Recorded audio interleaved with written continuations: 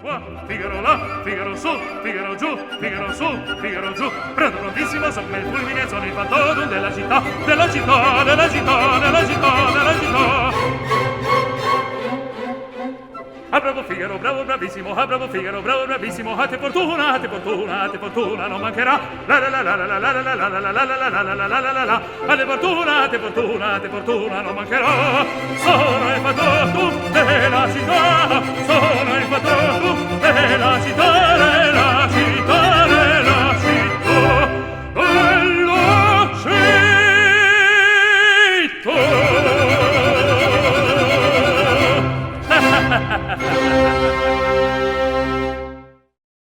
Welcome back to the beautiful lobby of the Janet Quinney Lawson Capitol Theater. We are just beyond thrilled to welcome you back to this first wonderful production of the 21-22 season, The Barber of Seville. I'm Carol Anderson, the principal coach of Utah Opera. I often do these Prelude talks live before a performance, but I'm also happy to come into your living room or onto whatever device you're watching me and join you to give you a little introduction into The Barber of Seville. So March 11th, 2020 was our first dress rehearsal. And what a week that had been. I mean, we were all seeing things happening worldwide, and we were wondering at any moment, were we going to be shut down? Were we going to make it to opening night? What were we going to get to do? And I remember vividly that night, I was at the keyboard playing recitatives, as I'll be doing for this production. And during intermission, the news sort of swept through the orchestra as people checked their phones that the Utah Jazz Oklahoma City game had been canceled because Rudy Gobert had been tested positive and diagnosed with COVID-19. That was also the same time that the news came out that Tom Hanks and Rita Wilson had COVID. So strange that those are the two things that I remember as when the pandemic became incredibly real, more real than it had already been. We just had no idea what the next 18 months would bring, but we're back, and that's what's really exciting, that the arts are back. The Metropolitan Opera just opened. My friends are opening all over the country, and here we are opening our season. So we're pressing resume, picking up just right where we left off with this wonderful production of Barber of Seville, one of the great opera favorites. We were able to bring back some of the original cast members, which is a thrill. Sarah Coit, who is a former resident artist, will be reprising her role as Rosina. Then we also have Matthew Grills back as Count Almaviva and Michael Adams rejoining us as the Barber himself, Figaro. We have some new additions to the cast as well. Some people were not able to join us at this new time period. So we have Matt Burns and Adam Lau, who are both Utah Opera favorites. Gary Thorwada is back on the podium, a favorite of our orchestra. And then of course we have a new addition. We have the original director, Michael Schell, who originally conceived of this production. We had an assistant before in 2020, and we were so thrilled to have Michael back to reprise his vision. So this production is updated in a really fresh and interesting way. We've all seen, and I think our last iteration of Barber was more of a period production, endemic to the 19th century. But Michael Schell actually came up with a really fresh take on Barber of Seville. Back in about the production opened in 2014, so a few years prior to that, he was engaged by Opera Theater St. Louis and Opera Philadelphia to do his first production with them.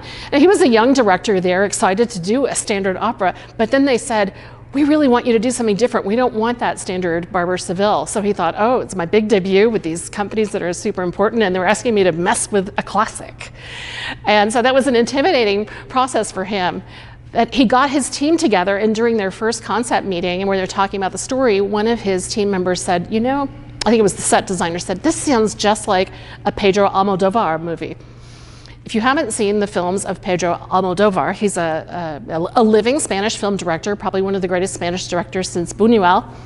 And he's kind of known for these vibrantly colored, slightly melodramatic, over the top, even a little bit surrealistic films. The one I know the best is Women on the Verge of a Nervous Breakdown, which came out in 1988. And there's actually a very clear homage to this film with a spiked gazpacho soup that appears and makes a very important part of Act 2. Little aside fact, Pedro Almodovar just directed a short film with Tilda Swinton of The Human Voice. And if you were able to join us during our COVID offerings last year that were a little bit different, we presented The Human Voice as a part of our double bill in the fall. So we had the version set by Francis Poulenc, and you have the chance to see Pedro Almodovar's vision of this same story. So Michael's production that we're going to see is a clear channeling of that Almodovar vibe with the vibrant colors and the quirky costumes. There's even a print at one point, I think it appears on as wallpaper, that is very reminiscent of that Shining carpet. You know, the Shining carpet. You guys, if you've watched that film, you know exactly the carpet I'm talking about in the hallway of the Stanley Hotel. So it kind of has this 70s, 80s vibe.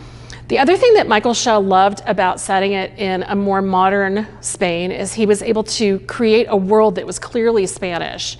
The look of this director is identified with Spanish film, and so he was able to just, rather than it being kind of a generic village of some kind, he was able to make sure it's in modern day Seville, or reasonably modern day Seville. And he actually sets it through during a festival in April called the April Festival, strangely enough. And that gave him a chance to bring in supernumeraries, non-speaking, non-singing actors who provide carnival entertainment and street people and just a whole extra amount of look besides just the singing members of the cast. So Gioacchino Rossini was born in 1792, and he lived a very long life, but a very short compositional life. Along with his contemporaries Vincenzo Bellini and Gaetano Donizetti, he helped transition opera from the classical period, the operas of Mozart and the earlier composers, into the dramatic operas of Giuseppe Verdi. Rossini wrote his first opera at the age of 20, and he wrote his final opera at the age of 37. How many operas do you think he wrote in those 17 years? 39. So he was cranking them out. His early operas were written for Italian opera houses in Naples and Bologna and towns like that with vibrant opera cultures. And then he also eventually moved to France, where he was kind of feted as an almost rock star. And he became the Inspector General of Music for France and had all sorts of other titles and accolades. He had great success with French Grand Opera, which was a little bit different style. But after his success with William Tell, from which we get the Lone Ranger theme, he retired from composition as tastes had changed. He suffered from some illnesses, some depression, but then eventually he recovered from those and was able to enjoy the last years of his life living in Paris with his second wife, Olympe. They were known for hosting salons with all the important musicians and social figures, and they would come in and they would have musical evenings. So he was known as a bon vivant and a lot of fun to hang around with. He died in Paris in 1868, so he lived for quite some time after his compositional life finished. Rossini composed in both serious and comic genres, opera seria and opera buffa, but the operas that we most associate with Rossini and that with most audiences are familiar with are the comedic operas. Rossini met the great composer Ludwig van Beethoven in Vienna in 1822 and was devastated to be congratulated for Barber by the master with the comment, "Never try to write anything but opera buffa.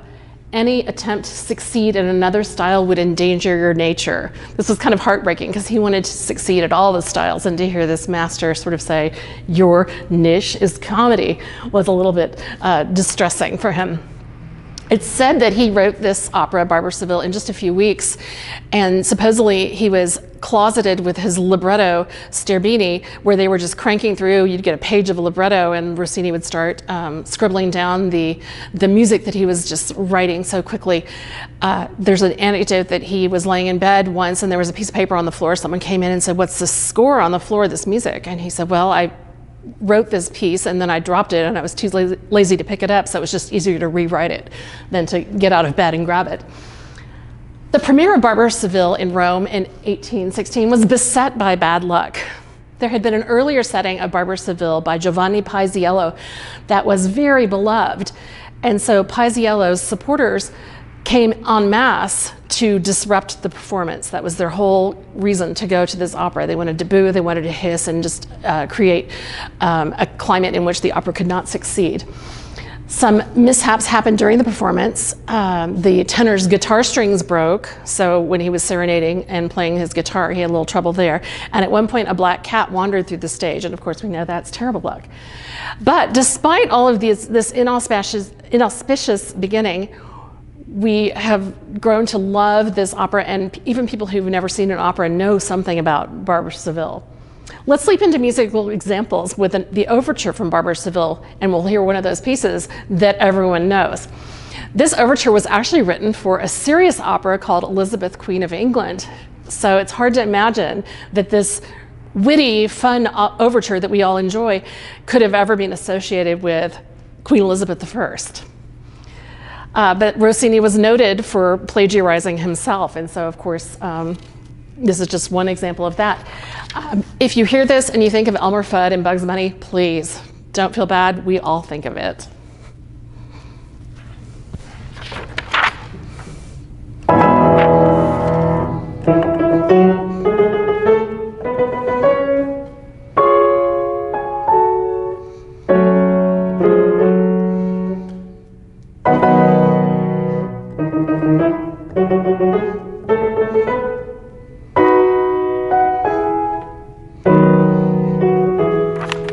That's the introduction, and then we have the more fast section.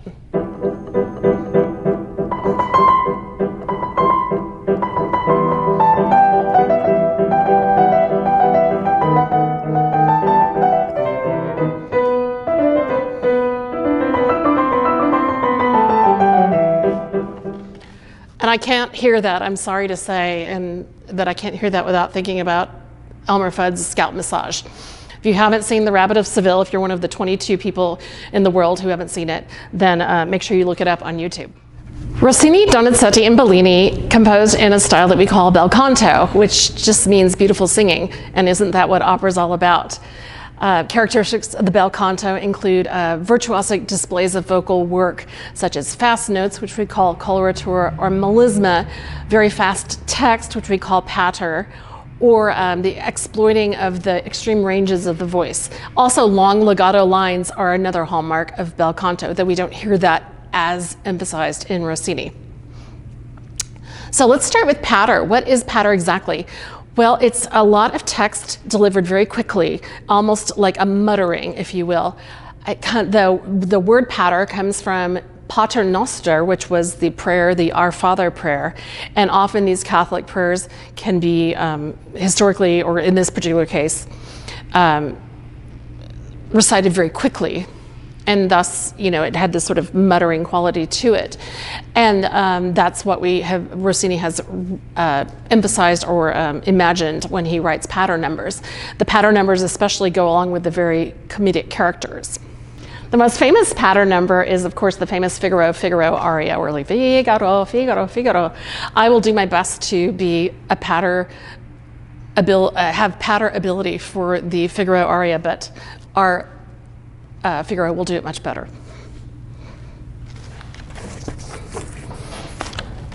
So the end of the aria has this big bravura display of text, and the text is bravo Figaro, bravo bravissimo. A te fortuna, non mancherò. But it goes by this quick. Bravo Figaro, bravo bravissimo, bravo Figaro, bravo bravissimo, a te fortuna, mancherò, la la la la la la, and then he goes on with that.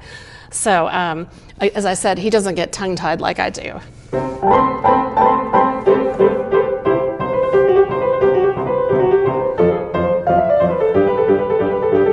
And that's all text. The character Bartolo also has an amazing aria where he shows that patter a little bit later in the first act.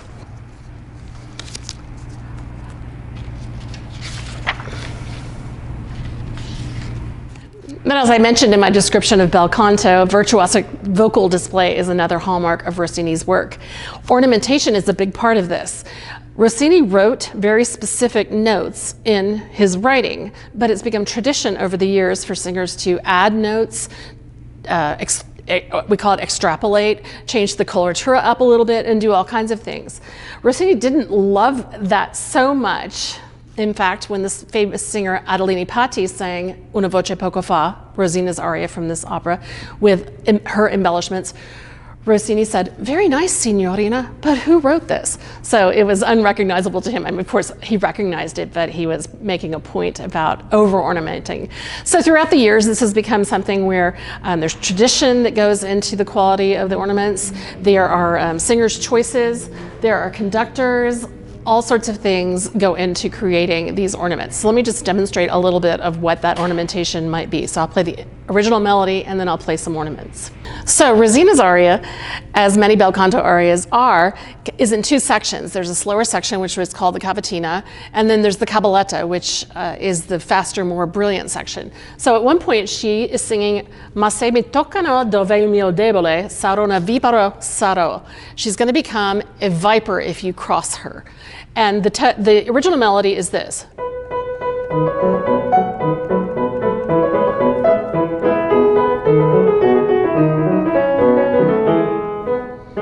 That's the original thing that Rossini wrote in his score.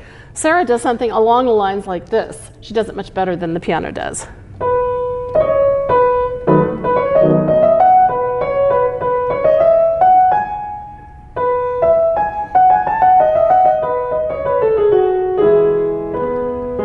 So it's very similar. It's using the same harmony. Nothing changes. Just a little, turns it on its head just a little bit.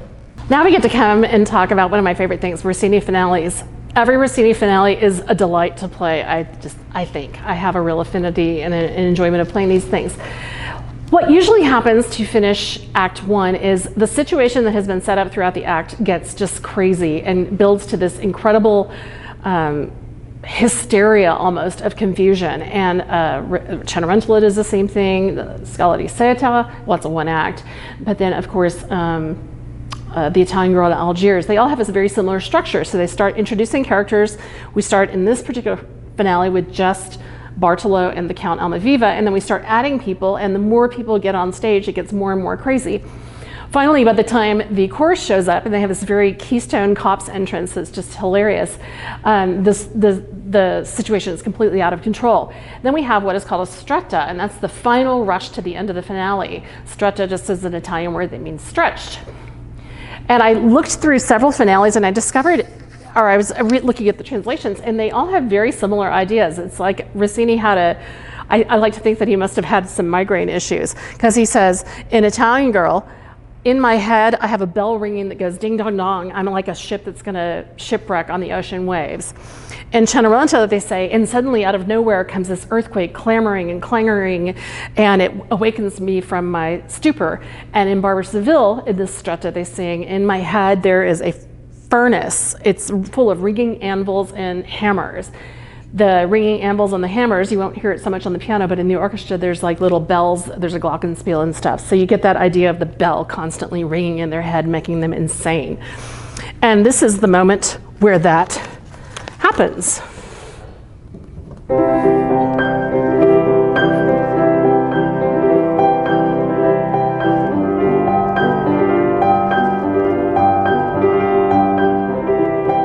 And if you can imagine that, the bell that's just clang, clang, clang, it makes them completely crazy. One of Rossini's very typical compositional techniques earned him the nickname Monsieur Crescendo. He does a thing called, by the historians, the Rossini crescendo. He takes a little musical idea and he creates a crescendo artificially. A crescendo is an Italian word that just means to get louder. And so normally when it says to crescendo, you just sing louder or you play your instrument louder. But in this case, Rossini creates the crescendo by adding instruments gradually, and then the crescendo is just created through orchestration, and also adds voices, and the voices might sing the beginning of the crescendo in one octave and then jump up an octave. One of the best uses of this crescendo is in the Aria La Calunia. The character of Basilio comes in and suggests that he can solve the whole issues that are going on with this mysterious Count Almaviva by starting a rumor. And he talks about how rumors start as a whisper and they grow and they grow and then they become a canon. And this is and he just, Rossini adds the instruments, layers them on. I'm going to try to demonstrate that a little bit on the piano, but again, you know, we lose things as the orchestration adds much of the color of this. So we have.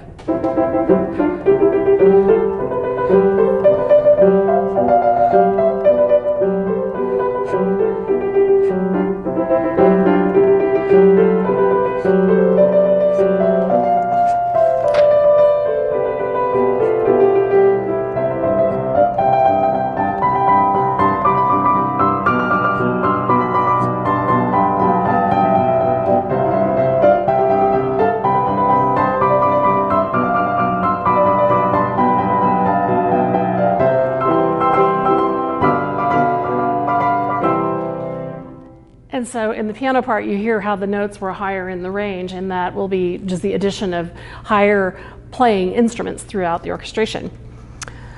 So I hope this has given you some things to listen for, especially the crescendo. You'll hear it in so many musical numbers that you're going to be like thinking you're the smartest, because you're just like, that's another Rossini crescendo right there. But these ideas, also listening for the ornaments, those will be fun ways for you to engage with the opera in another level. And so I'm glad that you joined me for this introduction to get those extra little insights. I love presenting them live, but I'm also happy now that we've added the online version so that more people can potentially join me for these introductions. So thanks again for watching this online version of Prelude Talks. We are just super excited to bring you back into the Janet Quintley Lawson Theater, Capitol Theater, for a new season of exciting offerings, exciting operas, and familiar performers and performers that we are excited to get to discover. So if you don't already have your tickets for this season, go to utahopera.org.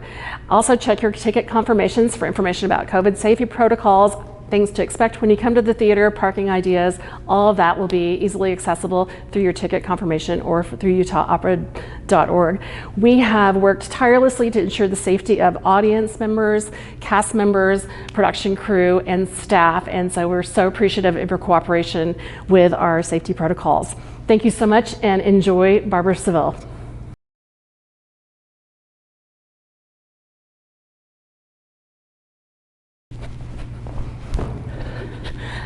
We'll bring that dance in at the end. Please do. That's in the outtakes.